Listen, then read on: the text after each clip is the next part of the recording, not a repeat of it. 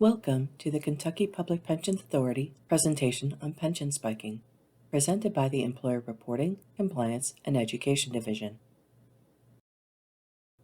During the 2013 general session, legislators passed a bill that became Kentucky Revised Statute 61.598 to address the issue of pension spiking. Pension spiking is when there is a greater than 10% increase between consecutive fiscal year salaries found in the last 5 years of employment, which are part of the salaries used to determine the member's final compensation for retirement calculations. Because the Tier 3 member does not have their retirement calculated using the average of their salary, pension spiking will not affect members being reported as cash balance. The pension spiking law, initially created in 2013, is called employer pension spiking. This affected members who retired between the retirement dates of January 1, 2014 and June 1, 2017. This new law was dubbed employer pension spiking because it named the last participating employer as responsible for the actuarial cost of the spike on the member. Statute did provide that raises based on a bona fide promotion or career advancement would be exempt from the review of the member's salary for pension spike. That term, bona fide promotion or career advancement, was clearly defined in this new statute, and in order to determine if the raise met that definition, the agency had to submit paperwork to ERCE for verification. The paperwork required to verify a bona fide promotion and career advancement exemption was the Form 6481. This form was issued upon the discovery of the spike at retirement, and the employer had 60 days to complete the form and return it to KPPA for review. However, if the spike was not due to a bona fide promotion or career advancement, the employer was not required to return the form, and the process would proceed to the next step without a review. If there was a review, then a letter would be issued to the employer stating the final determination of the KPPA legal department whether the raise met the definition of bona fide promotion or career advancement. If the spike was not contested by the employer upon initial notification, or not found to meet the definition of a bona fide promotion or career advancement following a review, then an invoice was generated for the employer to pay the actuarially calculated cost on the spike.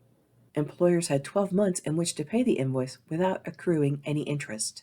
But after that 12th month, interest would begin to accrue at a rate of 1.5% per month until the bill was paid.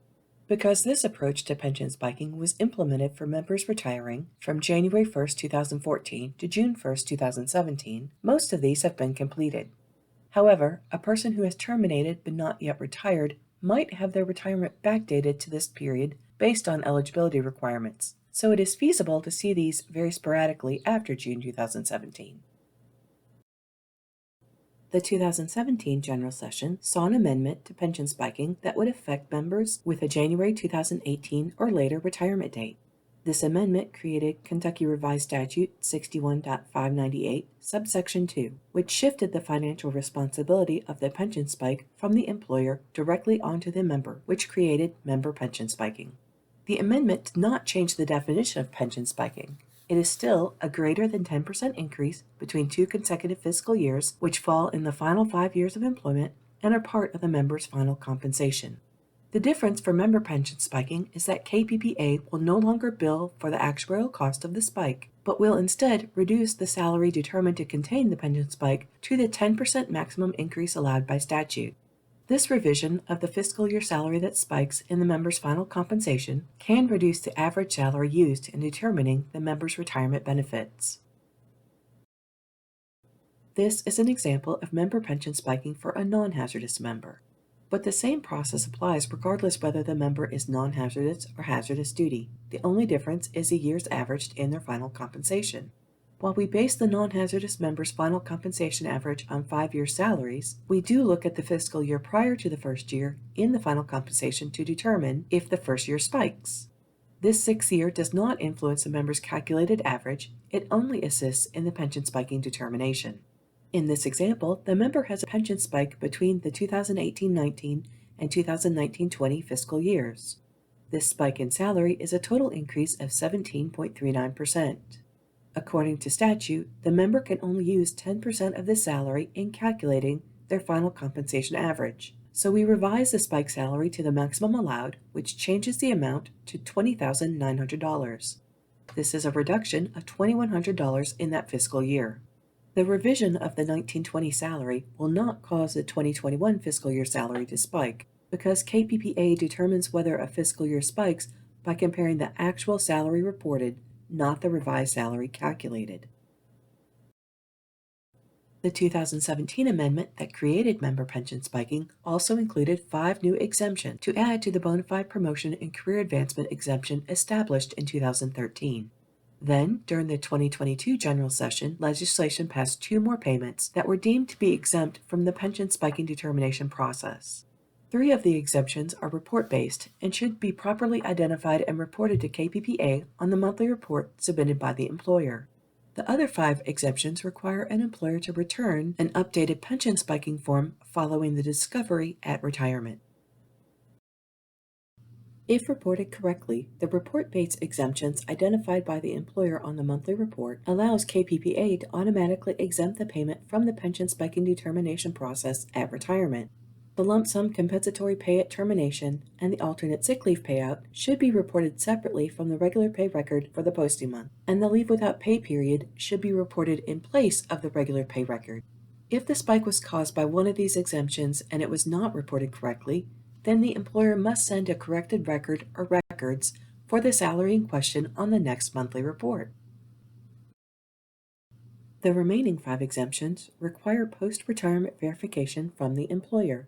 The first is payment for a bona fide promotion and career advancement, which is the original exemption defined in Kentucky Revised Statute 61.598 from 2013. The 2 exemptions created in 2017 that require post-retirement information include overtime hours worked under a grant pass-through, or similar program where overtime is a requirement for the employer to keep the funding, and for overtime work performed during and as a result of a state of emergency declared by the President of the United States or the Governor of the Commonwealth of Kentucky. The 2022 General Assembly created 2 more exemptions that require post-retirement verification. The first of these is salary paid to a member for the first 100 hours of mandatory overtime required of the member by the employer within a fiscal year. This exemption does not include any overtime the member volunteers to work or overtime in which the member has the choice to opt out of working. The final exemption is for overtime work performed during and as a result of a state of emergency declared by a local government in which the governor mobilizes the Kentucky National Guard.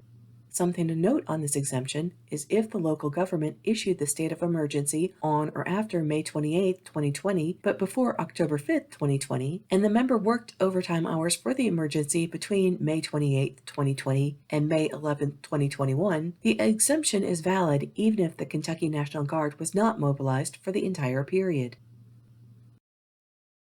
The post-retirement verification form for member pension spiking is the Form 6487.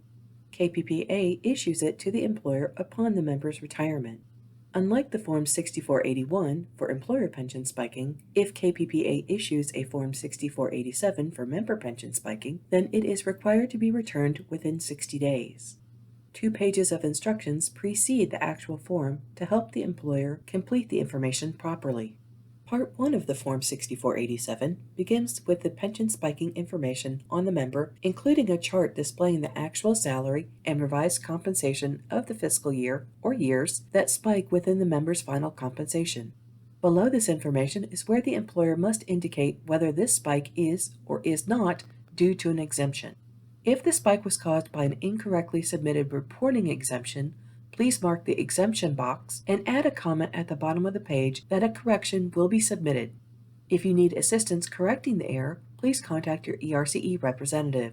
Part 2 of the form is the section that the employer provides salary amounts based on the attributable exemption in the fiscal year it affected. If the spike is due to a bona fide promotion or career advancement, in the first chart, please provide the difference paid in the fiscal year between the original position and the new position following the promotion career advancement. The second chart is to verify the overtime earned and paid due to a declared state of emergency. Any information provided on this chart will require a copy of the state of emergency declaration, and for the local government declared emergency, a copy of the governor's order to mobilize the National Guard. The third chart is for overtime paid due to a grant pass-through, or similar project, or for the first 100 hours of mandatory participation of overtime. If the employer attributes the spike to a grant or similar program, please provide a copy of the grant or similar program with the overtime requirements highlighted. And if the spike is due to employer mandatory overtime, please provide a written statement from the employer verifying the requirement. The top section of Part 3 should only be completed if the employer is verifying a bona fide promotion or career advancement. Complete the member information and job title on this form and provide the difference of the positions in the space provided.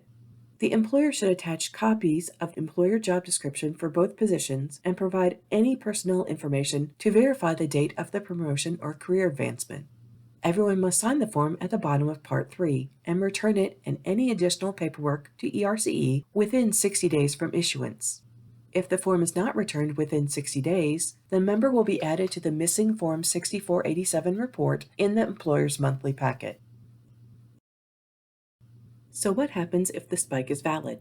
Following the return and review of the Form 6487, if the spike remains above the 10% maximum increase, then a refund of the member contributions on the difference between the actual salary and revised salary will be issued.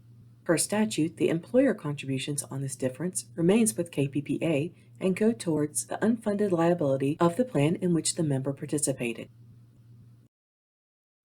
The refund of the member contributions of the difference between the actual and revised salary will be refunded via the Member Pension Spiking Refund Invoice, which will be available on the Invoice tab in Employer Self-Service. To view the invoice, click the blue invoice number hyperlink. The first page of the invoice provides the employer information and invoice details, including the member name and refund amount. This invoice will never have more than one person receiving the refund of member contributions. Page 1 continues with the payment instructions and a refund voucher that is unnecessary for the transaction. Page 2 begins again with the employer information and invoice details. The next section is a review of the pension spiking details showing the fiscal year or years that spike along with the actual compensation and revised compensation. The final section of page 2 shows the equal amount of member contributions refunded for each posting month within the fiscal year in which the salary was revised.